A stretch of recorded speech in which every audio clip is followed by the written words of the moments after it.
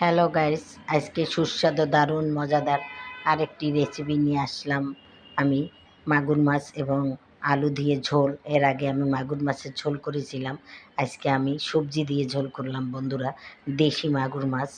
এখানে আমার লেগেছে হলুদ, মরিচ, জিরা, ধনিয়া ইত্যাদি পরিমাণ মতন। এগুলা দিয়ে আমি টমেটো এগুলা দিয়ে আমি ঝোলটা করলাম বন্ধুরা।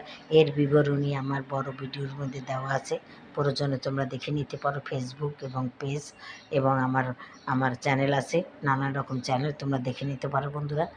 আর যদি তোমাদের কাছে আমার এই ঝোলের তরকারিটা ভালো লাগে, এগুলা রোগীর জন্য এবং সবাই খেতে পারবে, সাধারণ মানুষও সবাই খেতে পারবে। খুবই মজা, খুবই সুস্বাদু এই আমার এই রেসিপিটা। তোমাদের যদি ভালো লেগে থাকে আমার এই চ্যানেলটাকে সাবস্ক্রাইব করে দেবে এবং শেয়ার করে দেবে এবং একটা লাইক অবশ্যই দেবে, তাহলে আমি সামনের দিকে এগিয়ে যেতে পারবো। তাহলে আজকের মতো রাখি বন্ধুরা। আসসালামু আলাইকুম, খোদা হাফেজ। তোমরা যে যেখানে থাকো ভালো থাকো, আল্লাহর কাছে এই দোয়া করি।